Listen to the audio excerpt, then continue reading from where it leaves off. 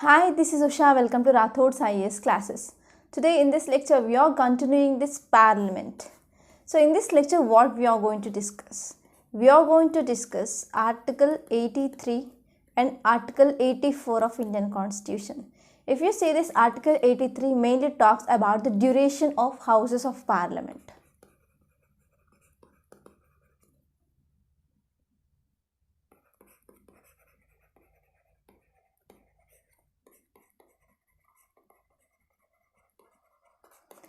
If you see the Article 83, it talks about the duration of the Houses of the Parliament. That is, we are going to discuss about Lok Sabha and also the Rajya Sabha. So if you see the Article 84 of Indian Constitution, it mainly talks about qualifications of the members of Parliament.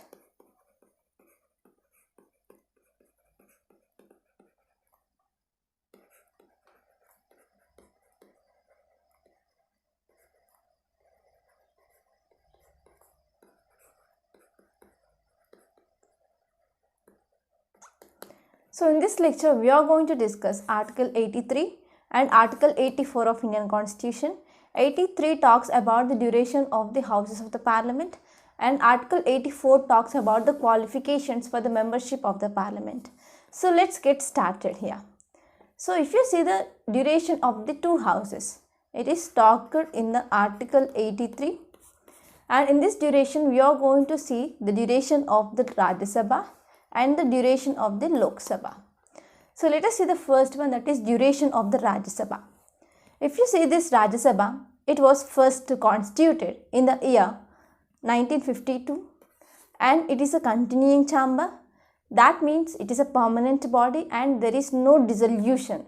That means Rajya Sabha is not subject to dissolution. So it is a continuing chamber, it is a permanent body and not subject to dissolution. So this is important prelims fact. And if you see, so who are these members of the Rajya Sabha? We already discussed, and how they are elected we already discussed. So if you see, among these members of the Rajya Sabha, about 1/3 of its member, they will retire every second year. So if you see, the tenure of the member of this Rajya Sabha is 6 years. So if you see the tenure of the Rajya Sabha, it is not dissolved, that is unlimited tenure is present for the Rajya Sabha. For the member of the Rajya Sabha, tenure is 6 years. So it is again important prelims fact. Because if you see this Rajya Sabha, it is a continuing chamber. It is not subject to dissolution. So because of this, the tenure of the Rajya Sabha is indefinite. And the tenure of the member of the Rajya Sabha, it is for 6 years. So for every second year, 1/3 members will retire and their seats will be filled up by the fresh elections, and the presidential nominations at the beginning of every third year will happen. And the retiring members, they are again eligible for the re-election and also the re-nomination any number of times. Again, this is important prelims fact. And if you see the next point, the Constitution is not fixed the term of office of members of Rajya Sabha and it is left to the Parliament. So again, it is important point. Our Constitution has not fixed the term of office of the members of the Rajya Sabha. It is left to the Parliament. And accordingly, Parliament came up with the one important act, that is the Representation of the People's Act of 1951, and it provides the term for the office of the members of Rajya Sabha, and it says the tenure is 6 years. Okay, 6 years is the tenure of the members of the Rajya Sabha. And it also empowered President of India to curtail the term of members chosen in the first Rajya Sabha. So it means, as we know, according to this Representation of the People's Act of 1951, tenure is 6 years. But if you see the first slide, what is it written? It written that every second year there will be the 1/3 members will be retired, correct? So what about the first members, first batch of the members of the Rajya Sabha? So according to this act mainly empowered the President of India to curtail the term of the members who are chosen for the first Rajya Sabha. So after the second year, 1/3 members will be retired, correct? So after the 2 years, one third members will be retired. It means the tenure of this first batch who will be retired, one third members, their tenure is 2 years, not the 6 years. So this power which is vested with the President of India, according to this, the Representation of the People's Act of 1951. So how they are decided? They decided through the lottery system. Okay. So this is about the duration of Rajya Sabha. So let us see the duration of Lok Sabha. If you see the Rajya Sabha, it is a continuing chamber. That means it should not be the dissolution that is seen in the Rajya Sabha. But if you see in the case of Lok Sabha, it is not a continuing chamber. So the normal term of the Lok Sabha is 5 years from the date of the first meeting after the general elections. After the 5 years, it is automatically dissolved. But there are some exceptions. So what are those exceptions? The President is authorized to dissolve the Lok Sabha at any time, even before the completion of the 5 years, and this cannot be challenged in the court of law. So the power is vested with the President, but on the aid and advice of the Prime Minister headed by the Council of Ministers. Okay, so this is the important thing. And further, the term of this Lok Sabha can also extend during the period of national emergency. So during the national emergency, the term of the Lok Sabha can be extended for 1 year. But what happens whenever the emergency is ceased to exist?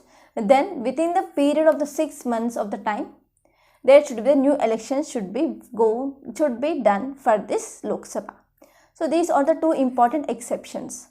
So if you see the membership of Parliament, that means the qualification for the membership of Parliament, which is talked in the Article 84 of Indian Constitution.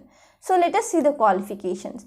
So if you are talking about the qualifications, our Constitution laid down some qualifications, and also the Representation of the People Act also laid some qualifications. So let us see both of them. First, let us see the qualifications which are led by our Constitution of India. So if you see here the qualifications, the Constitution laid down the following for the person to be chosen as a member of Parliament. The first and the foremost is he must be the citizen of India, and the next one is he must subscribe to an oath or affirmation before the person authorized by the Election Commission for that purpose.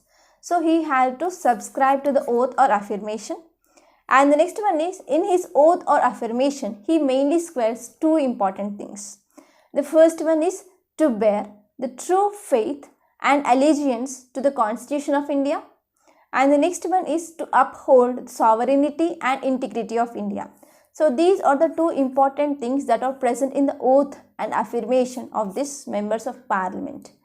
And the next important qualification is, if you see in the case of Rajya Sabha, he must be not less than 30 years of age. And if you see in the case of Lok Sabha, he must be not less than the age of 25 years. So this is again important prelims fact, you should remember this. And the next important qualification is, he must possess other qualifications which are prescribed by the President of India. So let us see the additional qualifications in the Representation of the People's Act of 1951. The first one is, he must be registered as an elector for the parliamentary constituency, and this is the same in the case for both the Rajya Sabha and also the Lok Sabha. For both the members of the Rajya Sabha and the Lok Sabha, he must be registered as an elector. And the next one is the requirement that candidate contesting an election to the Rajya Sabha from a particular state should be an elector in that particular state was dispensed with 2003. But again in 2006, Supreme Court upheld the constitutional validity of that change. And the next important one is, he must be the member of the scheduled caste or the scheduled tribe in any state or any union territory if he wants to contest for the seat which is reserved for the SCs and the ST. This is important thing. So let us talk about the disqualifications as well. So if you are talking about the disqualifications under the Constitution, a person shall be disqualified for being elected as a member of Parliament under the following conditions. The first important one is, if he holds any office of profit either under the union or center or the state government or any local authorities. Okay, so if he holds any office of the profit under the union or the state government, okay, so he will be disqualified. And the next one is if he is of unsound mind and stands so declared by the court. If he is unsound mind which is declared by the court, he is disqualified. And if he is an undischarged insolvent, and if he is not a citizen of India, or he is voluntarily acquiring the citizenship of the foreign state. So whenever any person who is voluntarily acquiring the citizenship of the foreign state, he do not have the Indian citizenship, correct? So there is a termination of the Indian citizenship to that person is happened. The first important and the foremost required qualification is he must be the citizen of India. If he is not the citizen of India, or if he is voluntarily acquiring the citizenship of any foreign state, then he is disqualified.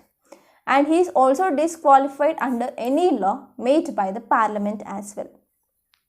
So these are some disqualification which is mentioned under the Constitution of India. So let us see some of the disqualifications which are led in this representation of the People's Act of 1951. The first important one is he must not be found guilty of certain election offences or the corrupt practices in the elections. So he should not found guilty regarding election offences and also the corrupt practices. And the next one is he must not have been convicted for any offence resulting in the imprisonment for the 2 or more than 2 years. And the next one is he must not have failed to lodge an account in his election expenses within the time. So whenever any person who is standing for the elections, so he has to file, he has to lodge the accounts on how much amount is expended, okay, how much amount he spended. So all this should be there. So if at all he failed to lodge an account of his election expenditure, then he is disqualified. And the next one is he must not have any interest in the government contracts or the government works or the services, etc. And the next one is he must not be the director or managing agent nor hold any office of profit in any corporation in which the government had at least 25% of the share. So in any organization which having at least 25% of the share of the government of India, to that organization you should not be the director or any managing agent. And the next one is he must not have been dismissed from the government service or corruption mainly for disloyalty to state. And next one is he must not have been convicted for promoting enmity between the different groups or offense of bribery. And next one is he must not have been punished for preaching and practicing social crimes like untouchability, dowry and sati, etc. So these are the some important things that were said in this representation of the People's Act of 1951. So let us see the grounds of disqualification on defection. So it comes under the Schedule 10 of our Indian Constitution. Schedule 10 of our Indian Constitution talks about the grounds of defection. So what is this here? So disqualification of the grounds of defection.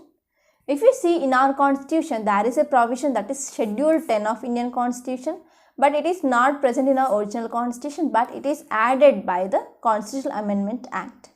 So if you see, the Constitution also laid down that person shall be disqualified from being a member of Parliament if he is also disqualified on the grounds of defection, which are under the provisions of the 10th schedule of the Indian Constitution.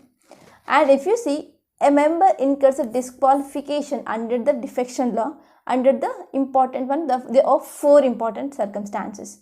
The first one is if that member voluntarily giving up his membership in any political party on whose ticket is elected to that house. So when he is giving his membership of that political party voluntarily, he comes under the disqualification under the defection law. And the next one is if he votes or abstains from voting in the house contrary to any direction which is given by the political party, that is against whip. Okay, and the next one is if at all any independent candidate or independently elected member who joins a political party, then he will also disqualified. And the next one is if any nominated member who joins any political party after the 6 months. So before 6 months this nominated member can join any political party, but after the expiry of the 6 months, if at all this nominated person is joining any political party, and he will be disqualified under this defection law. And if you see the question of the disqualification under this 10th schedule, which is decided by the presiding officers of that house, if you see in the case of Rajya Sabha it is a chairman, in the case of Lok Sabha it is a speaker, but not by the President of India. This is the important prelims fact. And if you see one important famous case in 1992, Supreme Court held that the decision of this presiding officer, that is chairman in the case of Rajya Sabha and the speaker in the case of Lok Sabha, they comes under the subject to the judicial review. And if you're talking about the vacating of the seats, in the following cases a member of the parliament can vacate the seat. The first important one is the double membership. For example, a person already member in the Lok Sabha and he is also member in the Rajya Sabha. But if you see, person cannot be the member of both the houses of the parliament. He should be only member of the one house at the same time. Because of this, Representation of the People's Act of 1951 will provide something regarding this vacating of the seats. The first important thing is, if a person elected in both the house of the parliament, that is in the Lok Sabha and also the Rajya Sabha, this person is elected, then he must intimate within 10 days in which house he decides to serve, in which house he wants to serve. So within 10 days of time he should intimate to the house. So in default of such intimation, his seat in the Rajya Sabha will become vacant. Okay, so this is the first important thing. You have to remember this vacating of the seats. This is very, very important regarding the prelims point of view. And the second important one is if a sitting member of one house also elected in another house. For example, if he is a member in the Lok Sabha, okay, he is also the sitting member here. He is already the member of the Lok Sabha. Again in the Rajya Sabha also he elected. So in this case, his seat in the first house will be cancelled. Okay. And the next one is if a person is elected to the 2 seats of the house, he should exercise his option for one. Otherwise, both the seats will become vacant. And similarly, there is also another provision that a person cannot be member in both the parliament and also the state legislature at the same time. So if a person who is elected, his seat in the parliament becomes vacant if he does not resign his seat in the state legislature within 14 days. So this 14 days is very important. If the same person who is elected in the state legislative assembly and also the parliament, if he is not vacating the seat in the legislative assembly within 14 days, then his seat in the parliament will become vacant. So let us see further. Second one is disqualification. It means if a member of the parliament, that is MP, becomes subject to any disqualification which is specified in the constitution, then his seat becomes vacant. So if he is disqualified, then his seat will be vacant. And if you see, there is also provision of the resignation. Here a member can resign his seat, mainly writing to the presiding officers, that is chairman in the case of Rajya Sabha and the speaker in the case of Lok Sabha. The seat falls vacant when the resignation is accepted. But however, presiding officers, either the chairman and also the speaker, they may not accept the resignation if he is not satisfied. If this resignation it is not voluntary or not genuine, so this resignation cannot be accepted by this presiding officers of the house. And the next one is absence. So a house can declare the seat of the member vacant if he is absent from all the meetings from the period of the 60 days without any permission. So if at all any member of that house is not attending any meetings for continuously for the 60 days, even without any permission from the presiding officer, then this seat will become vacant. And there are also other cases. Those include the first one is if his election is declared void by the court. Whenever this election of this member of the parliament is declared void, then this seat will be vacant. And the next one is if he is expelled by the house, and if he is elected to the office of the president or office of the vice president or the office of the governor of the state, then this seat will be vacant. So these are some of the important things that you should remember regarding the vacancy of the seats. So by this we are going to conclude today. We discussed Article 83 and also the Article 84 of the Indian Constitution. I hope this lecture is clear. Thank you so much.